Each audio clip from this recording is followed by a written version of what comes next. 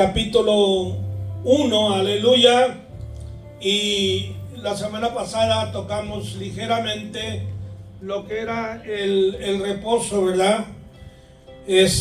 Porque Pablo aquí, en el versículo 7 decía: vosotros que sois atribulados, daros reposo con nosotros. El reposo el Señor lo da. Podemos hablar mucho del reposo en el Antiguo Testamento, en el Nuevo Testamento, etcétera. Pero en nuestro espíritu Dios también nos da reposo, hermano, nos da descanso. A manera que cuando vengan las turbulencias, cuando vengan las pruebas, cuando venga lo que parece, hermanos, entorpecernos, sacudirnos, confundirnos, Dios nos da tranquilidad y aplomo, ¿verdad? Seguridad en Él. Y creemos que la victoria es nuestra por Cristo Jesús. Así que no nos dejemos, que no haya mella en nuestro espíritu, hermanos, y en nuestra fe por causa de la adversidad, por causa de los problemas, los retos de la vida, sino que superemos aquello en el nombre de Cristo. Y le damos hasta lo último en el nombre del Señor, aleluya. Pero queremos seguir adelante, versículo 10, vamos a hablar en el versículo 10, 11 y 12, aleluya. Dice, bueno, del versículo 9, para agarrar el pensamiento completo: los cuales sufrirán pena de eterna perdición, excluidos de la presencia del Señor y de la gloria de su poder. Fíjese usted el contraste que hay de aquellos que están en la luz de Cristo. La luz significa, ¿verdad?, conocimiento. Ok, estamos en la luz de Cristo, estamos entendiendo que estamos en el plan y en el programa de Dios. Aleluya, conforme a su voluntad. A este grupo el Señor les da reposo, como dice el versículo 7, pero luego hay el otro grupo, este otro segmento de población, los cuales sufrirán pena de eterna perdición. Qué triste es, hermanos. Ruina, desgracia, miseria, no aniquilamiento, no desaparición del alma. Ok, no. Van a vivir en una perpetua, hermanos, tragedia, en una perpetua perdición. Algo que no tiene servicio, no es útil para nada. Que si el mundo, hermanos, tuviera una idea, aunque fuera pequeña, de lo serio que es esto, el mundo no actuara como actúa. Pero actúa así y está en ignorancia porque no quiere, no hay voluntad de creer, de aceptar.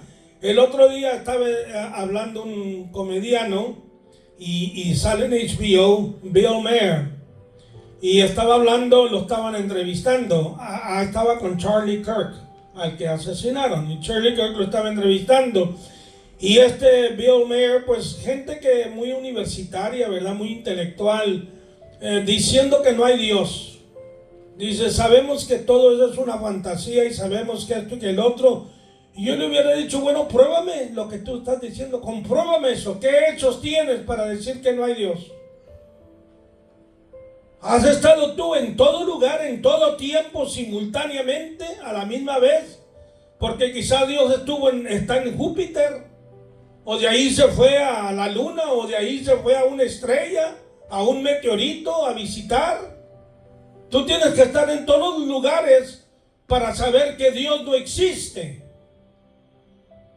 Pero esa es la necedad humana, el entendimiento humano, y no hay voluntad de indagar con sinceridad y decir, a ver, enséñame, dime, dame prueba, yo quiero, porque si es verdad, yo quiero saberlo. No hay ningún interés de eso. ¿Ve? Usualmente, hermanos, la Biblia le llama a esa gente necia, porque habiendo tanta evidencia contundente para creer en la existencia divina, el hombre sigue en su incredulidad para justificar su pecado. Jesús claramente dijo: no vienen a la luz para que sus obras no sean redarguidas. Esa es la causa principal por qué no quieren venir a la luz. Quieren seguir viviendo su vida de pecado y de maldad y no quieren ser redarguidos. No quieren que su conciencia, hermano, sea despierta para ser redarguidos. Aleluya. Entonces hay una disposición voluntaria. Y por esta causa dice: cuando venga en aquel día para ser glorificado en sus santos, aleluya, para unos perdición eterna, desgracia. Vamos a hablar un poquito de esto, ¿verdad? Hay por ejemplo, en Apocalipsis capítulo 6, si quieren seguirme, aleluya, allí el Señor le enseña al apóstol Juan, aleluya, lo que viene. Por ejemplo, el versículo 12 dice así: miré cuando abrió el sexto sello, y aquí hubo un gran terremoto, y el sol se puso negro como tela de silicio, y la luna se volvió toda como sangre, las estrellas del cielo cayeron sobre la tierra, como la higuera deja caer sus higos cuando es sacudida por un fuerte viento. Y el cielo se desvaneció como un pergamino que se enrolla. Y todo monte, o sea, toda montaña y toda isla se removió de su lugar. Y los reyes de la tierra y los grandes, los ricos, los capitanes, los poderosos, todo siervo y todo libre se escondieron en las cuevas y entre las peñas de los montes, y decían a los montes y a las peñas: caed sobre nosotros y escondednos del rostro de aquel que está sentado sobre el trono de la ira y de la ira del Cordero, porque el gran día de su ira ha llegado, y ¿quién podrá sostenerse en pie? Esta descripción, hermanos, melodramática de eventos cataclísmicos que van a azotar al mundo, lo van a estremecer. Tenemos ahí también en Lucas 21, cuando el Señor habla que los hombres desmayarán de temor por las cosas que sobrevendrán sobre la tierra. Esto es una cosa muy real. Vamos al libro de Sofonías. Está después de Habacuc, hermanos, Sofonías. Y allí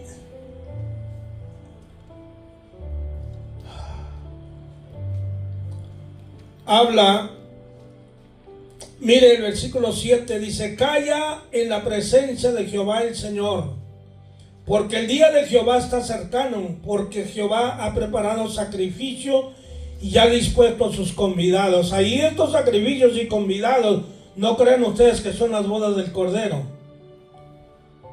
Esto alude a lo mismo que habla Apocalipsis 19, cuando el Señor invita a las aves del cielo, a las bestias de la tierra: venid y comeos a comer carne de reyes, de capitanes, de ricos, de pobres, de todo, por la masacre que vendrá.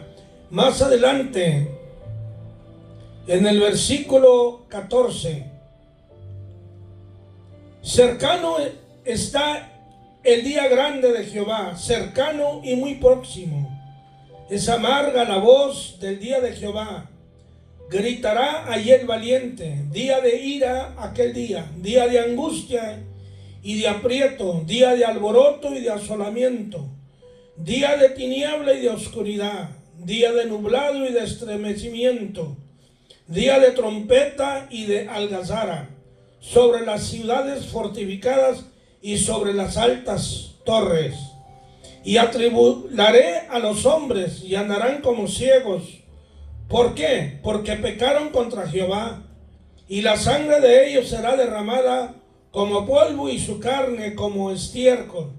Ni plata ni su oro podrá librarlos en el día de la ira de Jehová, pues toda la tierra será contaminada consumida con el fuego de su celo, porque ciertamente destrucción apresurada hará de todos los habitantes de la tierra. Fíjese, está hablando del globo terrestre, ¿verdad? El segunda epístola del apóstol Pedro, ya hemos leído ahí, ¿verdad? Como el fuego, hermanos, viene, como quemará, y la ira de Dios. Dios es bueno, fíjese bien. Dios es de misericordia, Dios es un Dios de amor. Ese es un lado de la moneda, como luego decimos. Pero cuando Dios se enoja, hazte un lado. Con Él no vamos a jugar. A Dios hay que respetarlo, hay que obedecerlo, hay que creerle. Y esto no es una opción, si yo quiero o no. Eso es lo que debemos hacer. Porque somos las criaturas que Él ha criado, que Él ha formado.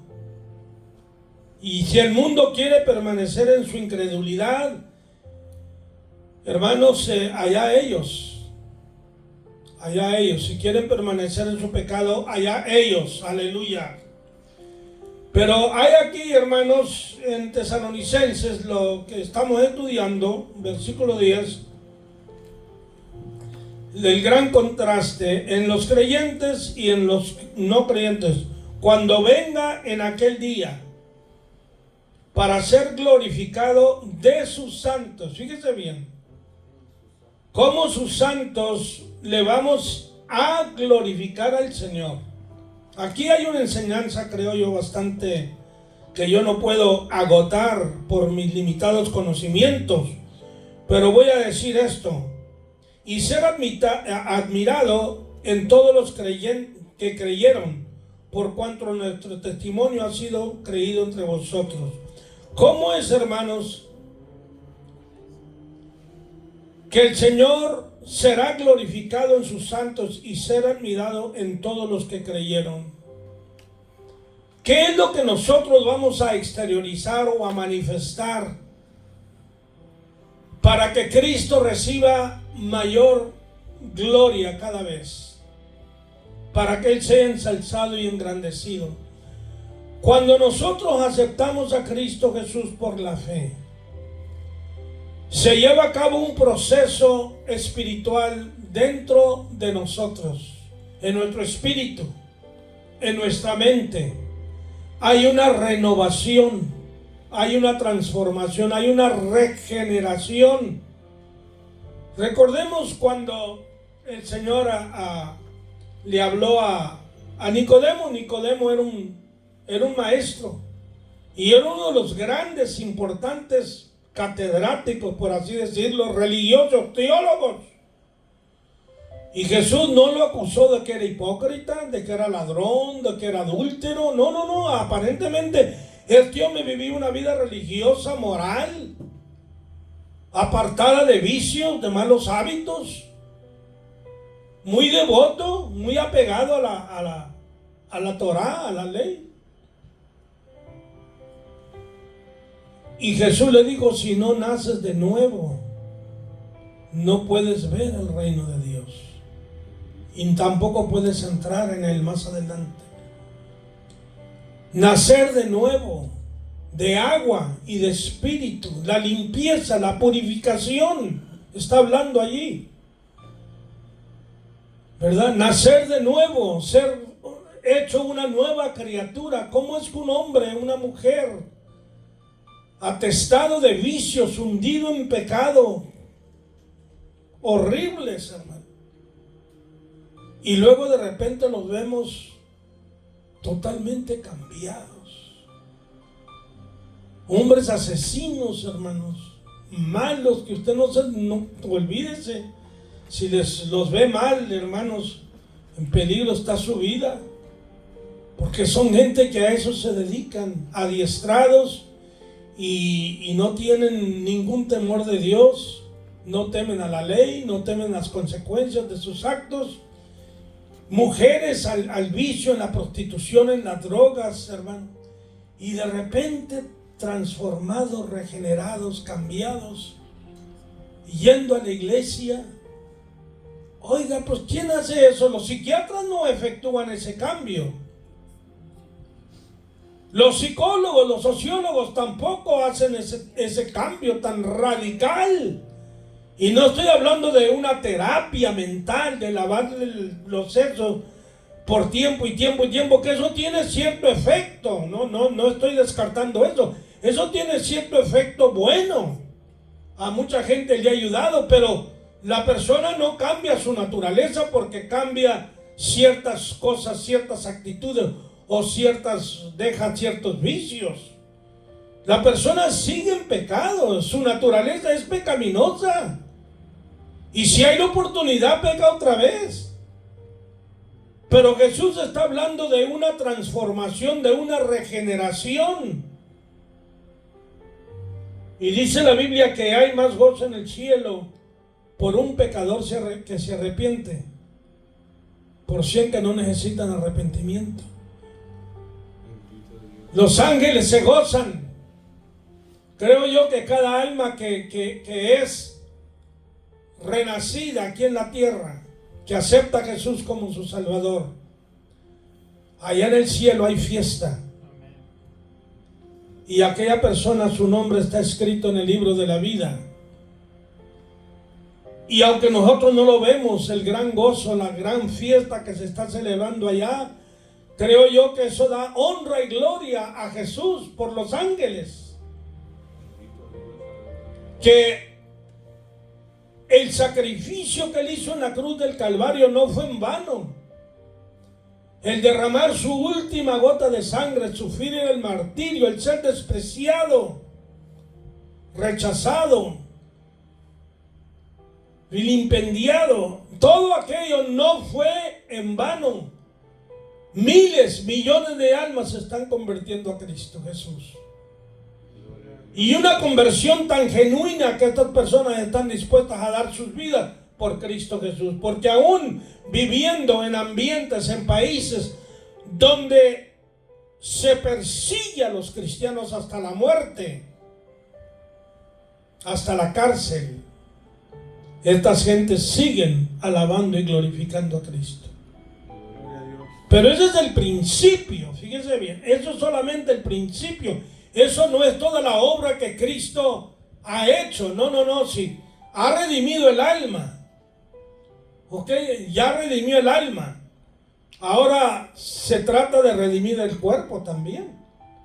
Porque este cuerpo se envejece, se enferma, se debilita, se muere. Tarde o temprano nos vamos a morir. Pero la palabra de Dios habla de eterna vida. Una vida eterna, en un cuerpo glorificado, en un cuerpo inmortal, en un cuerpo, hermanos, incorrupto, y que seremos semejantes a Él, no a los ángeles, a Él, porque le veremos cara a cara como Él es. Moisés habló con Dios, el único en la Biblia que la Biblia señala que hablaba con Dios, como quien habla con su prójimo. Pero fue un hombre. Pero la palabra nos enseña que el Señor vamos a verle a Él cara a cara como Él es. Y ser levantados de la tumba en un cuerpo semejante al suyo cuando Él resucitó de entre los muertos. ¿Qué cambio tan grande, hermanos? Qué transformación tan genuina, tan única, tan excepcional, tan inigualable.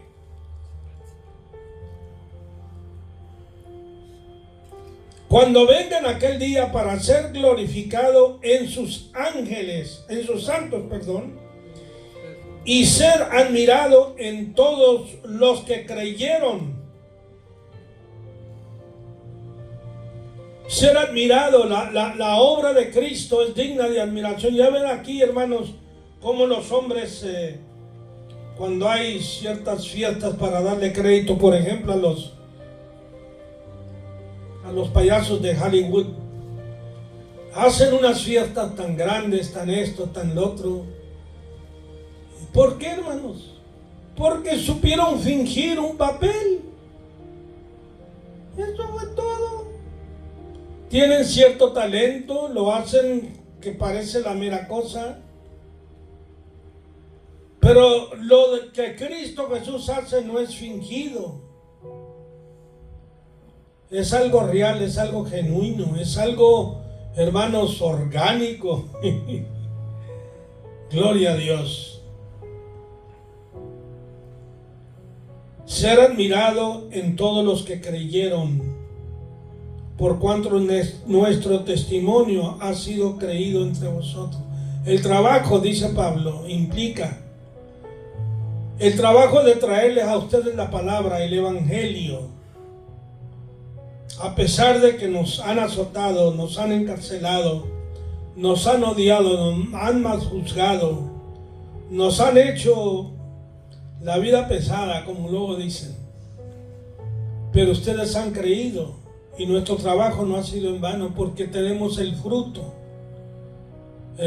visible, real, verdadero. Y ustedes siguen multiplicando ese fruto. Ustedes siguen sembrando esa semilla. Aleluya. Y este evangelio sigue creciendo. Este testimonio aumenta cada día, recobra fuerza cada vez más. ¿Hay algún comentario, hermanos?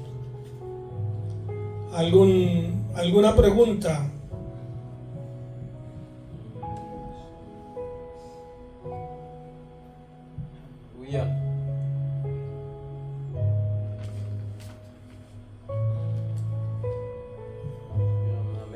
Fíjese, sí, hermano.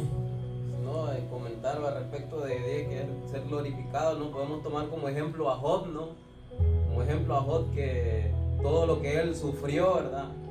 Pues no sabía lo que estaba pasando, Job no sabía, ¿verdad? En este caso nosotros sí sabemos lo que está pasando, pero Job no sabía. Vemos cómo, ¿verdad?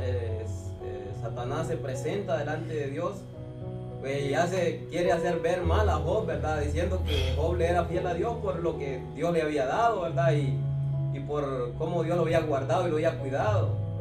Por eso el Señor le permite a Satanás para hacer todo lo que sufrió Job. Y allí creo que de esa forma el Señor es glorificado. Porque viéndolo, ¿verdad? Desde el punto de vista humano, ¿verdad? Todo lo que sufrió Job era para que quejara, para que maldiciera a Dios, pero sin embargo él no se quejó de Dios, sino que él reconoció, ¿verdad?, que él le había dado todo lo que tenía y que él se lo había quitado, incluso su salud. Y entonces Job glorificó al Señor, y de esa manera, y no solamente estaban viéndolo, ¿verdad?, los seres humanos, sino que hay un ejército de ángeles, tanto caídos como ángeles de Dios, que están observando también todo lo que está pasando. Creo que Dios de esa forma es glorificado. Igualmente nosotros ahorita, ¿verdad?, somos atribulados, dice, pero en aquel día, ¿verdad?, el Señor será glorificado. No dije que va a ser glorificado por nosotros, sino en nosotros, por lo que Él está haciendo en nosotros. Entonces la gloria para Él, de tanto de los seres humanos como de ángeles, ¿verdad?, caídos y ángeles, que en aquel día se doblarán delante del Señor Jesucristo, ¿verdad?, y dirán que Él es el Señor, ¿verdad?, que delante de Él se doblará toda rodilla y toda lengua confesará que Él es el Señor. Amén. De esa manera, ¿verdad?, será glorificado el Señor. Qué vergüenza tan humillante ha de haber, si es que el diablo le da vergüenza, no sé, de haber sufrido al ver que Satanás usó todos los instrumentos que él tenía para destruir la fe y la confianza de Job, una criatura su testimonio, su integridad, no solo ante Dios, sino ante los hombres, ante la sociedad, porque Job era una persona muy conocida, popular, famosa, tenía muchas amistades, era un juez, era rico, y todos conocían a Job, su testimonio, su integridad. Y Job le dice a Dios: mira, quítale lo que tiene, a ver si en tu cara no te maldice. Vas a ver lo hipócrita que es Job, lo oportuno que es, oportunista más bien dicho, lo oportunista que es, que te sirve solamente por interés de lo que le has dado. Así cualquiera alaba y adora a Dios. Quítale. Le dijo Dios, ahí está, pero no lo toques a él, pero lo que tiene. Le quitó sus hijos, que es lo que más el hombre ama aquí en la tierra. 10 se los quitó. Y hermanos, todas las riquezas, todas sus amistades, todo. Le dijo Dios, mira, no me ha maldecido. No, pues tócale su carne, enférmalo. Y Satanás no vino contra Job con un dolor de muelas. No, vino, hermanos, desde su cabeza hasta sus pies, a enfermarlo con llagas, con podredumbre, con dolor amargo que llegaba hasta los huesos, músculos, tendones, día y noche. Y luego la mujer fastidiada, muérete viejo, ya no sirve para nada. Viejo hediondo, ya me fastidias. Y el hombre guardando todavía su integridad. Podemos recibir el bien de Dios sin mal. Y allí Dios es glorificado. Cuando el cristiano puede, hermanos. Miren, yo creo que ustedes lo creen, porque son creyentes. Mucha gente no creerá esto. Creo que fue en México, no hace mucho de esto. A este creyente, no, un país musulmán, fueron los musulmanes, le cortaron la cabeza a este creyente por testificar de Cristo. La cabeza la tiraron a un lado del camino y el cuerpo a otro lado. Se fueron. Todo el pueblo allí se dio cuenta de eso. Vino un musulmán, no un cristiano, un musulmán, y dijo: no, este hombre no merece esto. Aunque sea cristiano, se le debe de respetar su vida. Agarró la cabeza y se le llevó al cuerpo. Hermano, Dios hizo el milagro, pegó la cabeza con el cuerpo. El hombre se levantó, el cristiano se levantó. Toda la comunidad se dio cuenta de lo que Dios había hecho. Dígame que esos milagros no son fuertes y contundentes. Cuando Jesús dijo: mayores obras que estas harán porque yo voy al Padre, el Señor no está limitando sus milagros, hermano. Algunos que no creen en los milagros dicen que nadie puede hacer milagros más grandes que Jesús. Hermano, todos los milagros del universo, de la historia, han sido hechos por Cristo. Aleluya. Desde la creación, desde los profetas, desde los apóstoles, su vida. Todo eso y todo lo que se lleva hoy a cabo es por Cristo Jesús. Es el mismo Señor el que hace los milagros. ¿Cómo podemos decir nadie puede hacer mayores milagros que Jesús? Claro que no, pero Él puede usar a quien Él quiera para hacer mayores milagros de lo que Él hizo durante su ministerio terrenal. Ahí no se limita todo, porque Moisés partió las aguas, Jesús no las partió. ¿Recuerdan a Ezequías que se enfermó? Una señal y la sombra que ha avanzado va a regresar.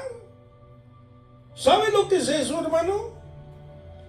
¿Sabe que el universo truena? Si eso sucede, todo el universo truena, se desquicia.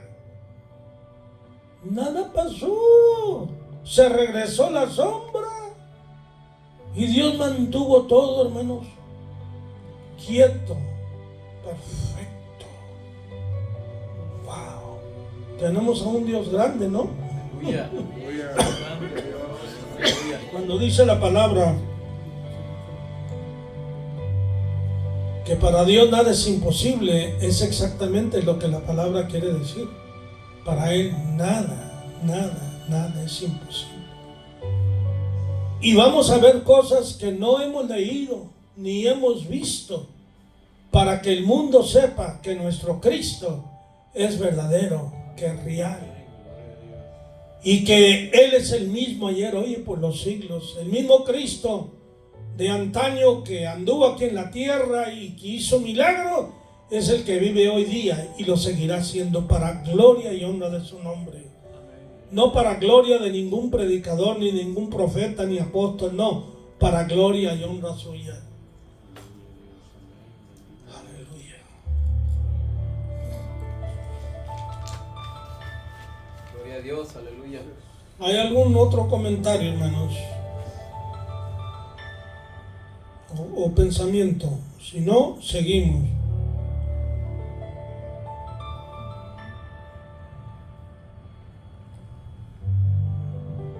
Gloria a Dios, aleluya. Dice el versículo 11. Dice, por lo cual asimismo oramos siempre por vosotros. Mire usted que la oración era una práctica constante de Pablo. Con Pablo como judío, recuerdan ustedes que los judíos oraban 3 veces al día, ¿verdad? La mañana, mediodía, en la tarde. Recuerdan que Daniel oraba 3 veces por día. Era la costumbre de ellos. Así que para Pablo como judío y para aquellos cristianos que estaban criados en ese ambiente, era algo muy común. Y nosotros debemos aprender de ellos, imitarlos. Que nuestra oración sea continua. La Biblia dice que estar siempre en oración. Yo sé que no nos podemos hincar siempre para orar. Usted está en el trabajo, no puede hincarse allá a orar, hermano. Pero puede meditar en el Señor. Puede alabarle con sus labios. Eso es estar en comunión con el Señor. No, el Señor, hermano, no es tan difícil para tener acceso a Él. Él se hace disponible para que nosotros nos acerquemos a Él. Ahora, esto no es algo, hermanos, como una exigencia innecesaria. Es una exigencia necesaria. El bien no es para Dios, el bien es para nosotros. Orar siempre. Jesús habló de ello, ¿recuerdan ustedes? Cuando estudiamos el lenguaje de Jesús, las parábolas, habla de estar preparados, habla de estar orando. ¿Cómo me preparo? Orando. Estar listo siempre. Es una tarea para el creyente orar unos por los otros. Orar por nuestros hijos, orar por nuestros familiares, por nuestros vecinos, por nuestros amigos, por nuestros enemigos, por el mundo, por nuestros líderes religiosos, por nuestros líderes políticos. Hay que orar por ellos, que hagan decisiones sabias, que bendigan y ayuden al país. Aleluya, gloria a Dios. Que caigan los dictadores. Que reprimen y subyugan al pueblo y lo torturan. Que Dios quite esas... Mire, hermano, yo no sé usted cómo analizan ustedes las cosas. Yo estoy tratando de ver las cosas desde un telescopio espiritual, con binoculares espirituales. Lo que está pasando aquí en las Américas. Ahorita saben lo que está sucediendo en Irán, ¿verdad? El pueblo se ha levantado para derrocar a ese gobierno que en 1979, hermano, se impuso. El Khomeini, que estaba 15 años, estuvo en Francia. Y cuando el tonto de Jimmy Carter, presidente de Estados Unidos, le quitó la ayuda, lo derrocaron al Pahlavi, y regresó Khomeini de allá, el líder religioso, y hermanos, llegó al poder. Y desde entonces, hermanos, han perseguido a los cristianos, encarcelados, matado a todo aquel que cree en Cristo Jesús y subyugar al pueblo de una forma opresiva, cruel, despiadada. Y ahora el pueblo está levantándose. Esto está para caer. En China la misma cosa. Cientos de ciudades en China ya ha cansado el pueblo, hermanos, del partido chino comunista. Está también para caer. Dios está preparando, creo yo, lo que yo veo, que Dios está preparando el terreno para luego traer un avivamiento espiritual a la humanidad, para que se cumpla lo dicho por el profeta Joel capítulo 2, que en los últimos días Dios derramaría de su espíritu sobre toda carne. Algo grande, extraordinario va a suceder. Miren lo que acaba de pasar en Venezuela, va a pasar en Cuba, ojalá. Aleluya. Lo que pasó, hermanos, en Argentina. Yo no estoy dando crédito a un partido, a un país, no.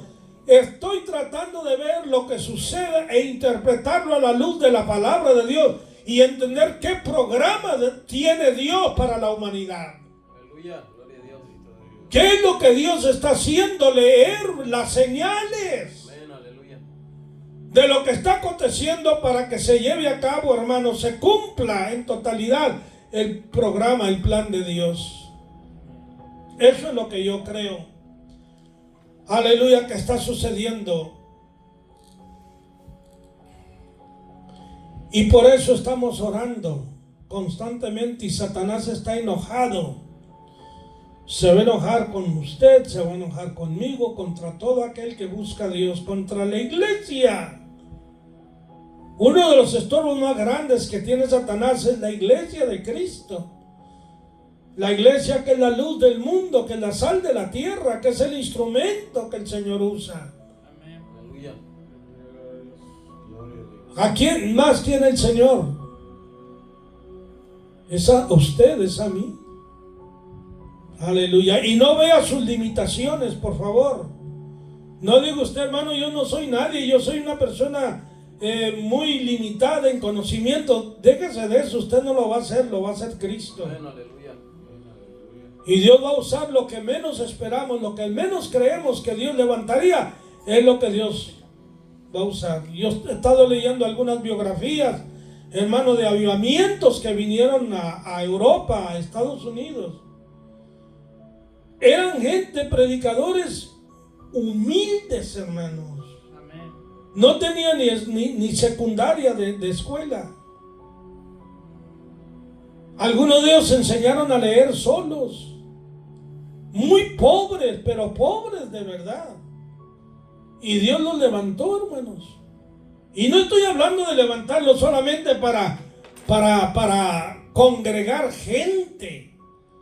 Cualquier persona que sepa cómo promover, cómo organizar algo, puede traer gente a la iglesia. Hay medios de hacerlo. Yo les puedo sugerir cómo traer gente. Ponga unas mesas de billar ahí. Y va a venir gente. Y luego se quedan en el servicio. Organice esto y lo otro. Fútbol, béisbol, etcétera. Traigan muchachas ahí en shorts. A ver si no vienen los muchachos. Hay muchas maneras. Pero no se trata de eso. Se trata de que queremos las almas salvas, transformadas, regeneradas. Que sea algo genuino, hecho por el Espíritu Santo, que es despertamiento espiritual, avivamiento genuino. Es lo que el mundo necesita. No necesita templos grandes, hermanos, elocuentes predicadores, gran música, profesionalicísimos. Eso es lo que usa el mundo, hermanos. Necesitamos el poder de Dios moviéndose en la iglesia. Así como cuando Cristo lo salvó a usted y tuvo una vida, algo sucedió en las vidas de ustedes, ¿no? Yo sé que cuando Cristo me salvó a mí, fue algo que hubo grande en la iglesia que transformó mi vida, hermanos. Y digo que la transformó porque por la gracia de Dios aquí estamos. oración para que nuestro Dios os tenga por dignos de su llamamiento. Fíjese, y cumpla todo propósito. El llamamiento de Dios es con un fin, con un propósito. ¿Cuántos creen eso? ¿Recuerdan con Jeremías, como cuando Dios le habló? Y Jeremías respondió: Señor, no sé hablar, soy un niño. Le dijo el Señor: no seas niño, yo te voy a enviar. Y yo te voy a usar porque desde antes que estuvieses en el vientre de tu madre, yo te conocí. Y te di por profeta a las gentes. Wow. Gloria a Dios. Fíjense el plan de Dios tan anticipado. Mucho antes, Samuel el profeta, su madre orando por un hijo, con angustia, con pasión profunda. Y Dios se lo concedió. A los 12 años este muchachito, Dios comienza a usarlo como profeta.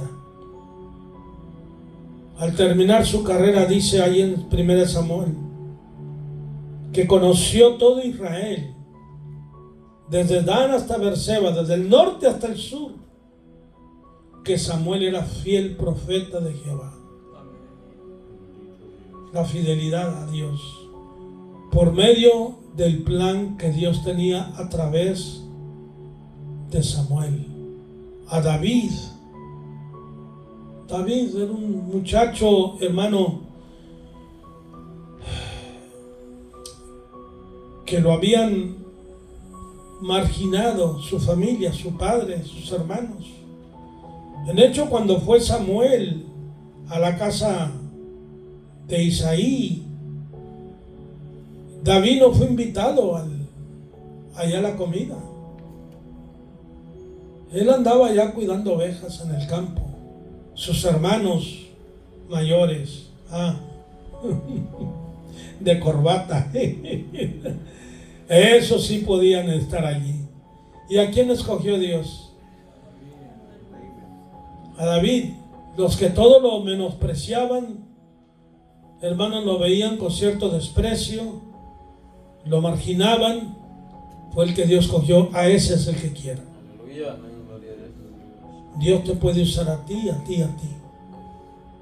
Cuando menos piensas, Dios hace cosas extraordinarias. ¿Por qué? Porque Él nos ha llamado no solamente para ser salvos y para tener vida eterna. Ese es un llamamiento. Nos ha llamado para trabajar para Él. Todos, a todo creyente, el Señor, creo yo, lo ha llamado para trabajar para Él. Unos de una manera, otros de otra, otros de otra.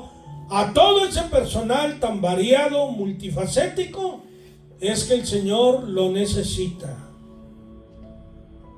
Amén. Aleluya, amén, gloria a Dios. Y cumpla todo propósito de bondad y toda obra de fe con su poder. Aleluya. ¿Hay algún comentario, hermanos? Pregunta, aleluya. Hermano pastor, no nos deje solos. No, yo estoy dando oportunidad a los demás, hermano, porque si no se malacostumbran que siempre yo. No, yo quiero que alguien más tome la iniciativa. Ok. A ver, las hermanas nunca hablan, hermano. Díganos algo, por favor. Es que hablamos más en la casa, hermano. ¿Cómo? Hablamos más en la casa. Ok, sí. Y en la casa ahí si no nos No, bien hecho, hermano. A veces el esposo necesita que se le hable y se le hable. Mi esposa es muy buena para eso. Muy efectiva. Tiene mucha elocuencia, ¿verdad? Cuando se excita un poquito, más elocuente es. Yo no hablo aquí, hablo más en la casa. Bueno, ¿hay algún comentario, opinión sobre esto, hermanos? Aleluya. Aleluya, gloria a Dios.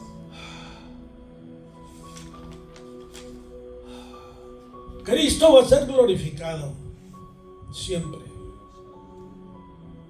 Y nosotros no queremos ser o causarle vergüenza a Cristo.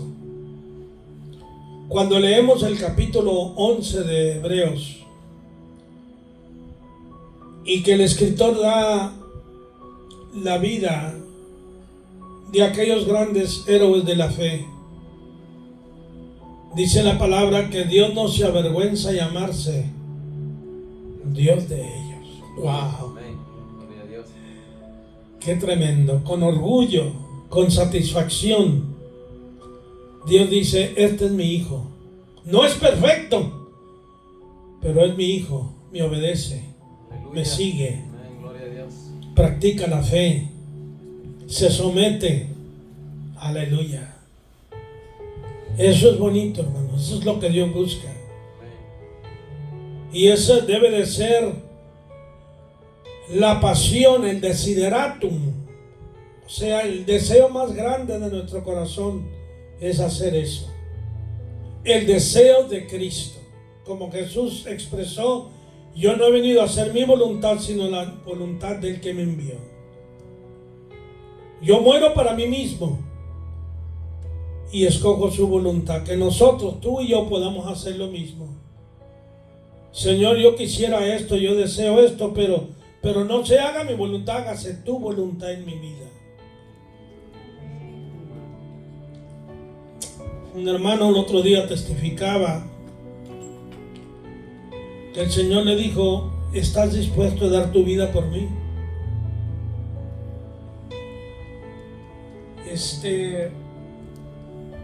¿Hasta dónde el Señor nos puede llevar? En cuanto a entrega, ¿hasta qué medida? ¿Hasta dónde nos puede llevar? Y estamos dispuestos a decirle, Señor, lo que tú quieras, como tú quieras, no importa lo que me cueste, sea hecha tu voluntad. Cumpla todo propósito, no parte, todo propósito, todo diseño que el Señor tenga para cada uno de nosotros, de bondad y de obra de fe. O sea, lo que Dios diseña es algo bueno, no es malo. Recordemos lo que nos dice el apóstol Santiago: toda buena dádiva, todo don perfecto viene del Padre de las luces.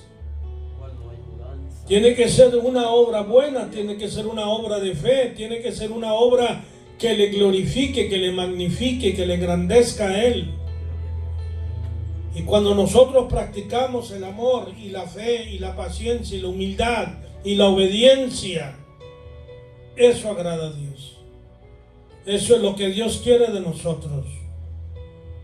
Para que el nombre de nuestro Señor Jesucristo sea glorificado en vosotros y vosotros en Él. O sea, Cristo es glorificado en nosotros, nosotros somos glorificados en Cristo. Somos engrandecidos en Cristo. Su plan para nosotros, hermanos, se realiza, se lleva a cabo. Y vosotros en Él por la gracia, por el favor, por el poder de nuestro Dios y del Señor Jesucristo. Aleluya. Qué acoplamiento perfecto debe haber. Somos como un engranaje. ¿Ya ve usted el engranaje de la rueda? ¿Verdad? Cogs le llaman en inglés, ¿verdad? Los granitos esos de la rueda. Y hay 2 ruedas, 3 ruedas y todas van dando vuelta y se acoplan y, oiga, mueven aquella maquinaria. De igual manera nuestra relación con Dios. Nosotros vamos obedeciendo, ¿verdad? El mover de Dios, el mover de Dios. Caminando, caminando, caminando. No lo entendemos. Y gracias a Dios que a veces Dios no nos revela todo, porque si nos lo revelara, quizás nos rebeláramos nosotros contra aquel propósito. Y el Señor solamente nos da a conocer tanto. ¿Para qué? Para que nosotros aprendamos a obedecerle por la fe. Aleluya.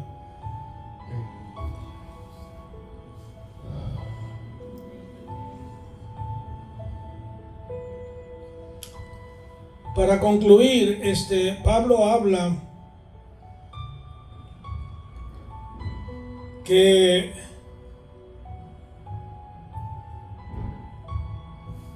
si la casa terrestre de nuestra habitación se deshiciere, está hablando del cuerpo, de este tabernáculo en el cual nuestro espíritu y alma están depositados.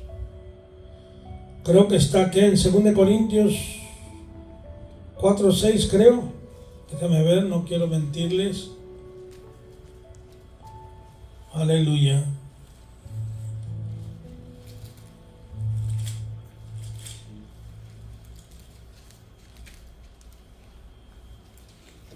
¿No?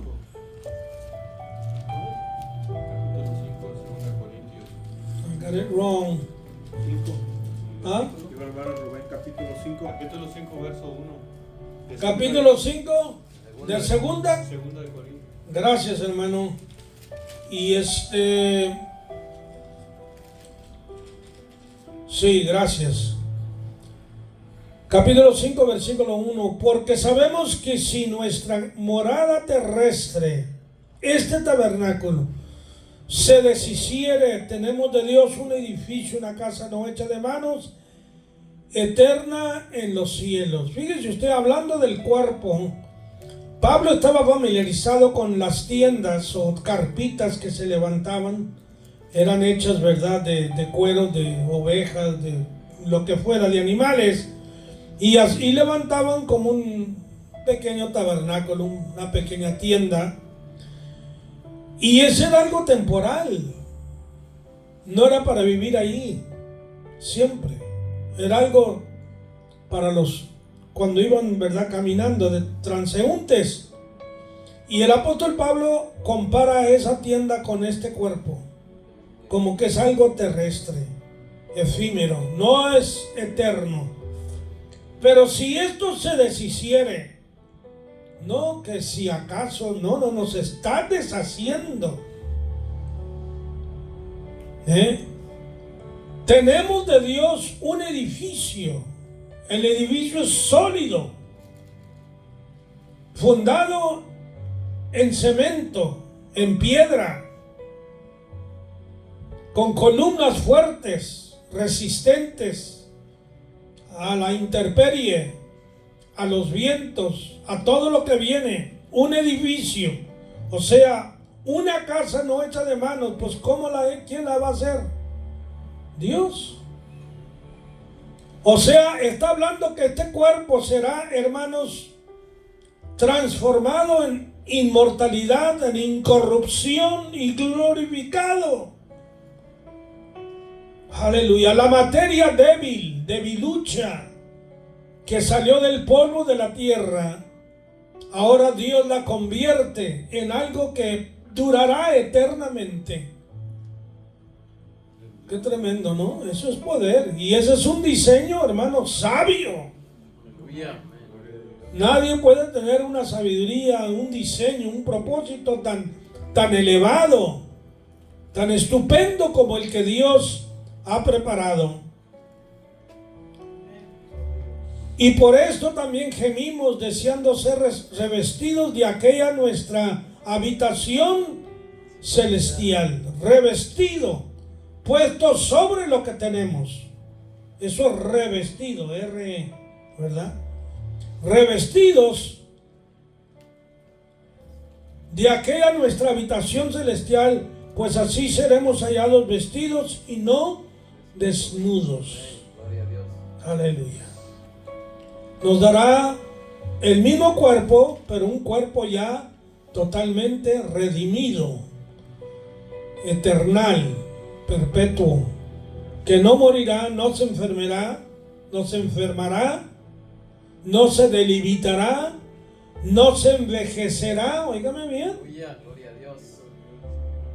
Nada de esto. No dolor, no nada de esto. Ahorita que salí de allá, de mi casa, le llamé a mi esposa como siempre lo hago, ¿verdad? ¿Y cómo te sientes? Y apenas me contesta, me siento bastante mal. Allí pegó el flu en la casa de la hija mía, mi hija también estaba enferma, La mujer del hijo mío también enferma allí, ahí está mi esposa, más le pegó como ese asunto del flu, más el tratamiento que le dan de diálisis, hermano, que ayer tuve que, cuando la fui a levantar, conseguir ayuda allí para poderla meter en el carro y antes de meterla tuvimos que meterla otra vez adentro del lugar para darle, porque su presión de sangre había bajado mucho. Bueno, si no es una cosa es otra cosa. El cuerpo se enferma. Tremendo. Gloria a Dios, aleluya. Pero un día de estos, hermano, todo eso se va a acabar. Amén, gloria a Dios. Toda enfermedad, todo dolor, Aleluya. toda Amén. pobreza, toda miseria, toda necesidad. Aleluya. Va a valer la pena, hermano, servir a Cristo. Óigame bien, vale la pena, it's worth it. Amén. El papá del hermano Denny Domínguez falleció hace varios años atrás. Tenía creo 83 años. Y yo no sé qué experiencia él tuvo antes de morir, pero ya muriendo dijo algo o escribió algo que decía: valió la pena. Valió la pena haber servido a Cristo. Amén, aleluya. Dios le ha de haber mostrado algo, lo que le esperaba, el galardón, el premio. Quizá le había pegado el cáncer en los pulmones, hermanos. Era un hombre más o menos como 5 pies, 7, 8 pulgadas. Y él fue atleta cuando estaba joven, practicó la lucha libre, el boxeo, y estaba fuerte, estaba en salud el hombre. Y ya de viejo, hermano, se enfermó y lo hubiera visto, se hizo pequeñito, hermano, con una joroba acá atrás. Bueno, una cosa triste en verdad.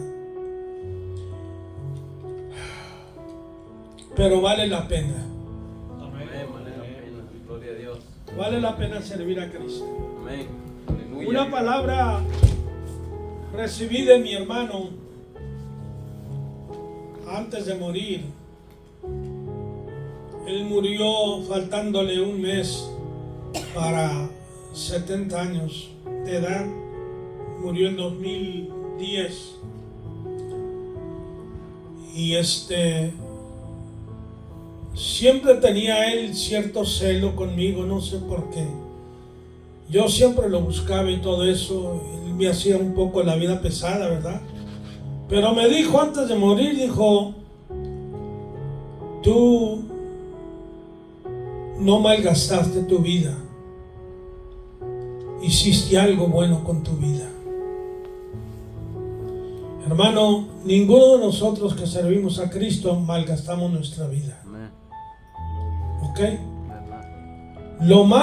Esto vale más que educación, que universidad, que títulos, que ser billonario. El servir a Cristo. Esto es lo máximo. Porque todo aquello se acaba. Lo que Cristo nos da no termina. Dios les bendiga, hermanos. Amén.